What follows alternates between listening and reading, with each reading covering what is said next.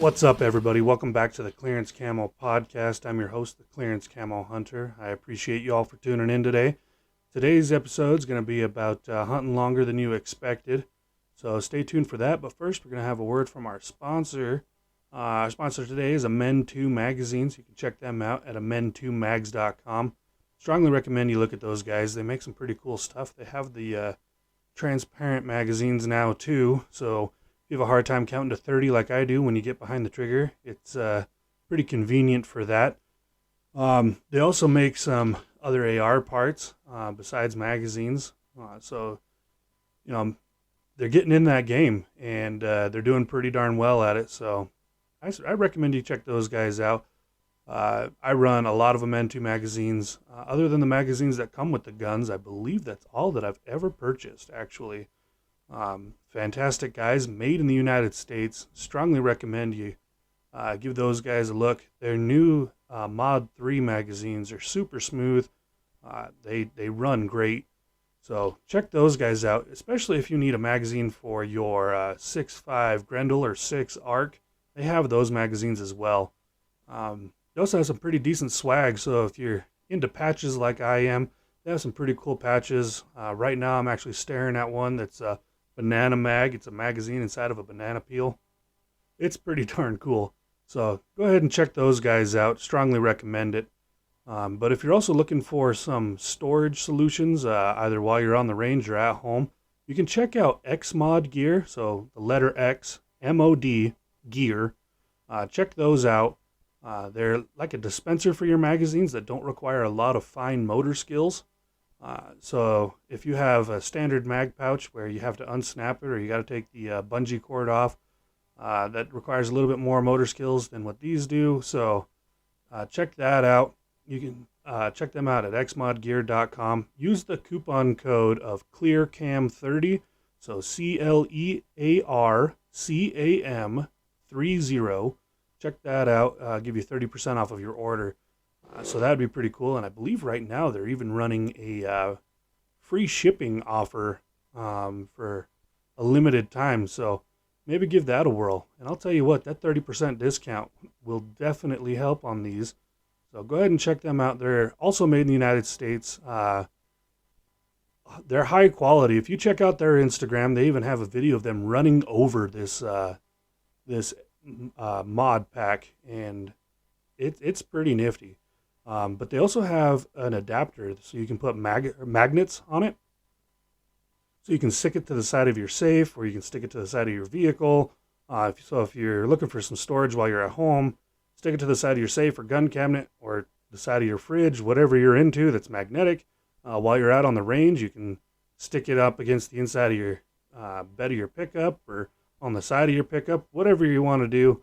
But if you don't have that, then the standard equipment that you can buy to attach it would be to the MOLLE strap. So if you've got a plate carrier or anything like that, they can attach to that. So check that out.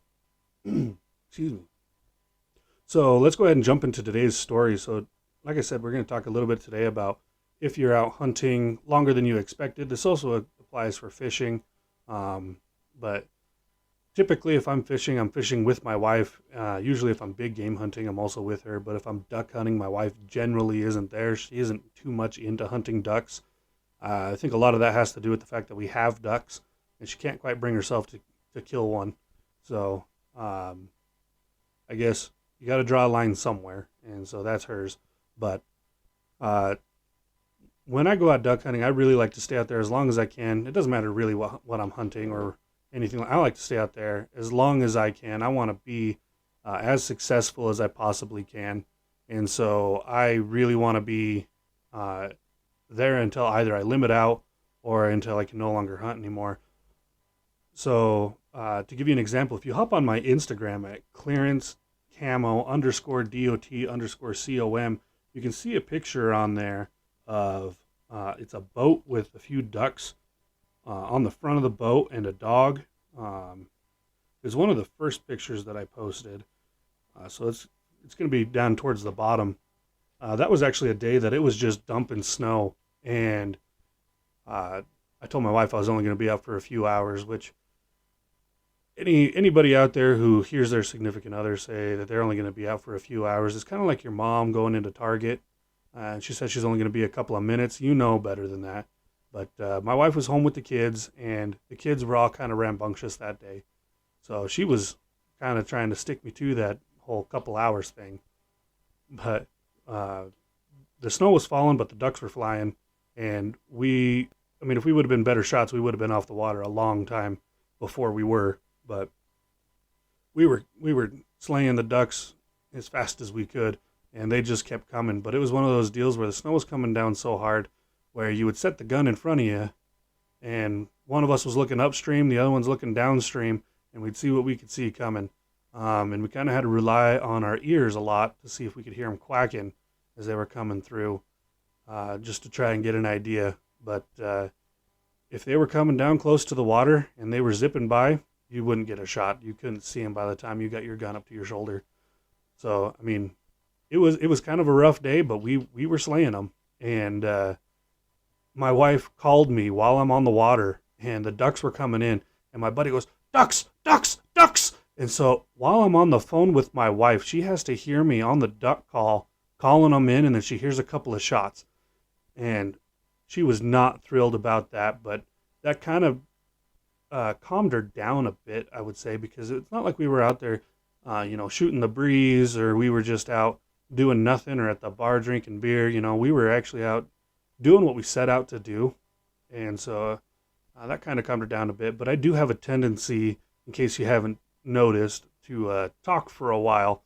And so it wouldn't have surprised her at all if we were still at my buddy's house, just talking, just swapping stories.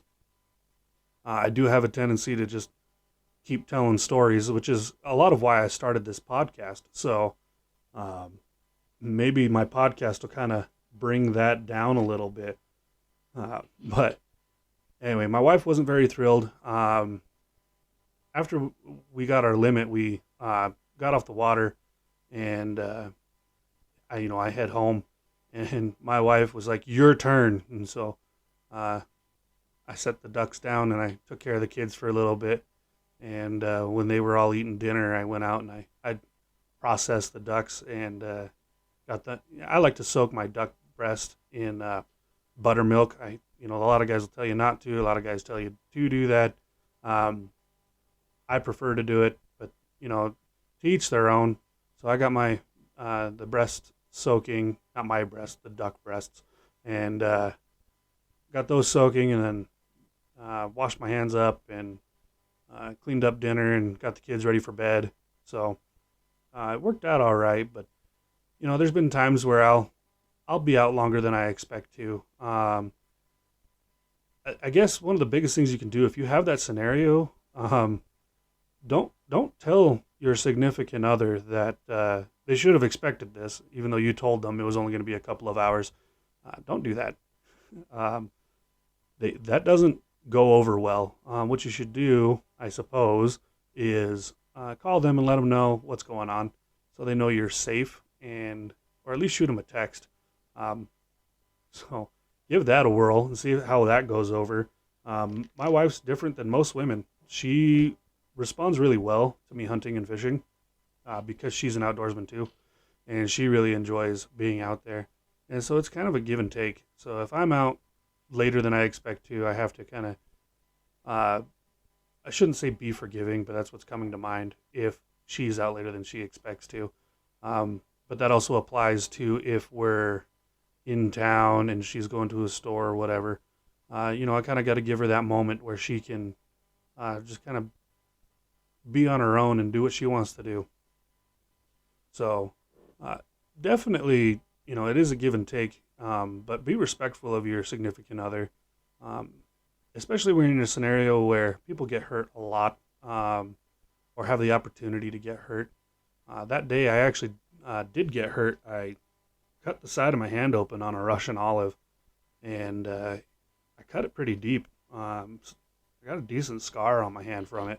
So, but it wasn't, the kind of hunting accident that most people are afraid of. It's just one of those things that happen. So, make sure you're courteous to your significant others when you're out doing that.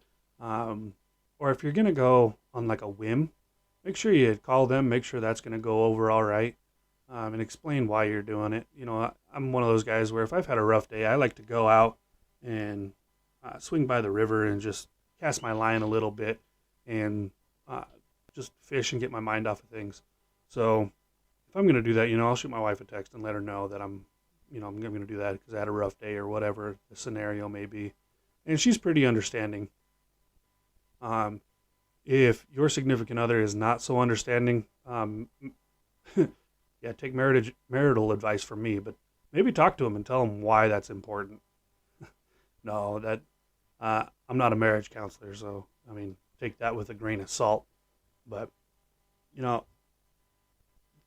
it's important to have good communication, but it's also important to allow each other to do what they want to do. And that's something that I don't feel like I struggle with my wife, and that's something I don't feel like she struggles with me. We allow each other to do what we want to do. For example, this podcast, this is something that I definitely wanted to try. I wanted to get my feet wet in this, but instead I kind of just jumped right in. A lot of guys, when they start these podcasts, they buy, or they don't even buy anything. They just kind of go off their microphone that's on their laptop, and just kind of go from there. I went out and I bought a microphone, had a boom on it, and had a pop filter, and it was supposed to be all sorts of fancy, but they sent me the wrong one, so I bought another microphone, and I'm actually still waiting for them to fix that first microphone. They sent me the part that they thought I needed, but it turns out it was just a cable for a different kind of microphone, and so they responded to me and told me that they were going to send me what I originally ordered. And so we'll see if I get that or if I get the same microphone they sent me the first time. So I guess I don't know. But because that other microphone is the microphone I've typically been recording on, and I wanted to try out some other microphones. So I'm actually recording this podcast on another new microphone, and it's a little bit quieter. It's not as easy to do with multiple people. I've been playing for hours trying to get the audio correct. So if the audio's not right, I'm sorry. I tried my best. Like I said, I've been playing with this for hours trying to get it all set up. So please be patient with me while I try and figure all this out. If I do get that other microphone, the correct one that I ordered the first time, you can expect some better audio quality from when I have guests on the show. So please be patient with me. I'm new to this. Like I said, I literally just jumped in, bought a laptop. I was doing this on my wife's laptop, but she uses that for her kind of side hustle. It's not really a side hustle, but it's her hobbies, and so I guess it's as much of a side hustle as my podcast is.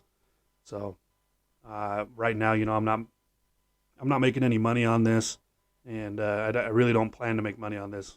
So anyway, so I guess today's takeaways from the show would be to be courteous of your significant other, and that goes both ways. So let them know when you're going to be out later than you expected, and if your significant other is going to be later than they expected, just be understanding of that. It's not just happy wife, happy life. It's what is it? Happy family, happy home, or something along that line. Just keep each other happy. And, when you get to that ability where you can start taking your kids out, or for some of you that are already out there with your kids, don't cut it short just because of the time restraint set at home, unless it's absolutely necessary. Those memories do last, and it's good to keep that with them. So go ahead and make those memories and don't make fights. So if you guys have any stories you want to share with me, you guys can go ahead and share those in my email at clearancecamo@gmail.com. You can also send me a message on my podcast. I believe there's a voice message link on there. If you guys want to donate to the show or help me with some new equipment, I do have a Cash App. You can find that on my Instagram. It's Clearance Camo, but I don't know how to give you a username on an audio clip. So good luck with that, I guess. If you guys have any sort of things you want to share with me, go ahead and share that with me. I appreciate the following that I have. I hope it grows. If you guys want to do me a favor, though, if you guys wouldn't mind sharing my podcast and my Instagram with all the people you know, that would be greatly appreciated. The more followers I have, the better things are going to get. And I really do appreciate everything you guys do. I've mentioned before that we're going to have a giveaway. As soon as I reach 100 followers on Spotify, then we're definitely going to start announcing what's going to happen with that and how to enter for that. So go ahead and follow me, and we will get a giveaway going. But as always, aim slow, shoot fast.